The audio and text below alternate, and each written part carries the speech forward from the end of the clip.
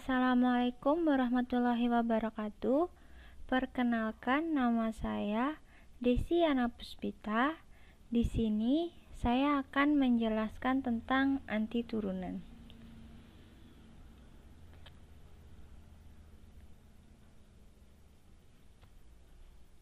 Definisi anti turunan adalah kita buat F suatu anti turunan F pada interval I jika dx F dalam kurung X sama dengan F dalam kurung X pada I, yakni jika F aksen dalam kurung X sama dengan Fx untuk semua X dalam I.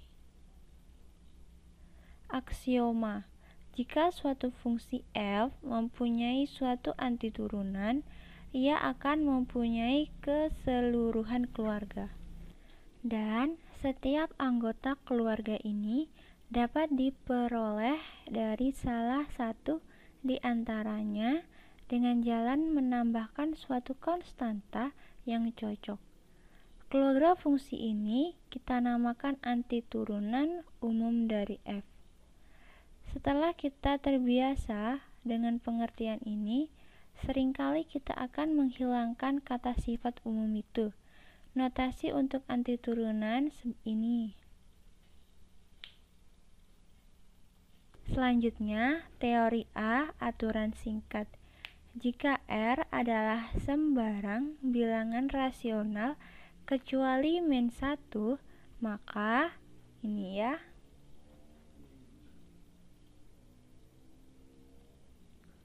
Bukti. Turunan ruas kanan adalah ini. Kita membuat dua komentar mengenai teorema A. Pertama, teorema ini dimaksudkan untuk mencakup kasus R sama dengan 0, yakni integral f dx sama dengan x plus c.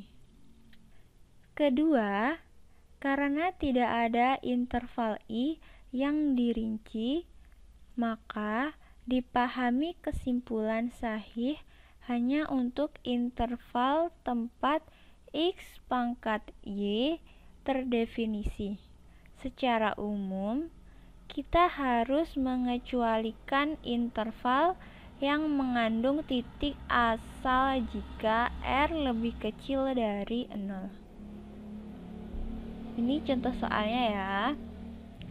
Carilah anti turunan yang umum dari Fx sama dengan x pangkat 4/3. Cara mengerjakannya, integral x pangkat 4/3 dx sama dengan x pangkat 7/3 per 7/3 ditambah c sama dengan 3/7 x pangkat 7/3 plus c. Teorema B. Ya, ini adalah teorema B. Bukti. Cukup lihat bahwa dx dalam kurung min cos x tambah c sama dengan sin x dan dx dalam kurung sin x tambah c sama dengan cos x. Teorema ke C. Integral tak tentu adalah operasi linier. Misalkan f dan g mempunyai anti turunan dalam kurung integral tak tentu dan dimisalkan k sesuai konstanta, maka ya 1 ini, 2 dan 3. Bukti untuk memperlihatkan yang pertama dan kedua, kita cukup mendiferensiasi ruas kanan dan amati bahwa kita memperoleh integral dari ruas kiri. Seperti ini ya. Sifat 3 menyusul dari yang pertama dan yang kedua. Contoh soalnya, integral dalam kurung 3x pangkat 2 ditambah 4x dx. Cara mengerjakannya yaitu integral dalam kurung 3x pangkat 2 ditambah 4x dx sama dengan integral 3x kuadrat dx ditambah integral 4x dx sama dengan ini tiganya dikeluarin sini ya.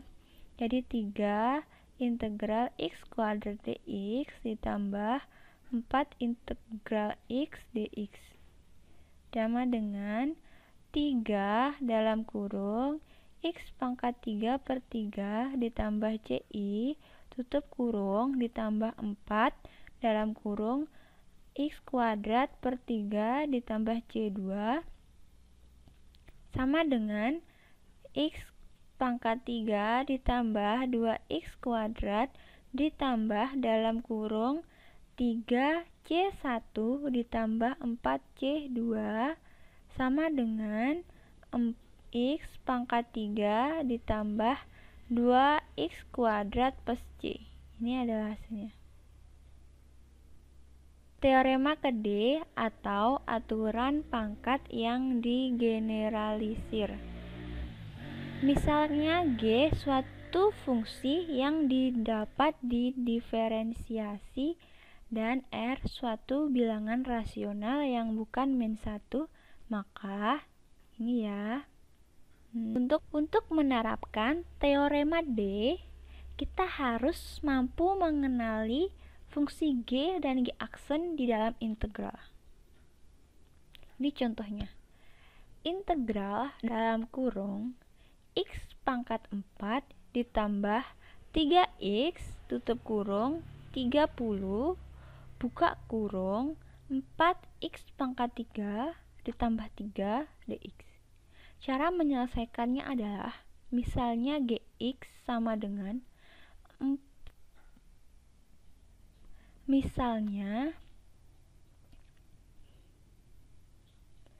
misalkan gx sama dengan x pangkat 4 ditambah 3x, maka g aksen dalam kurung x sama dengan 4x pangkat 3 ditambah 3.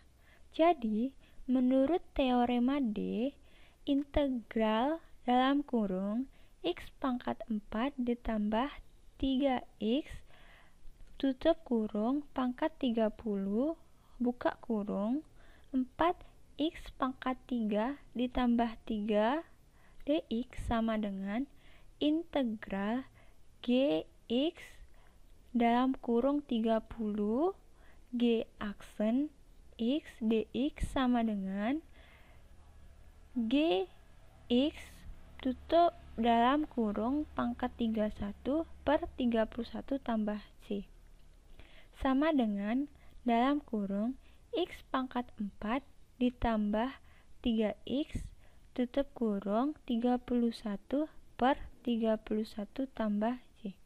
Ini adalah hasilnya ya.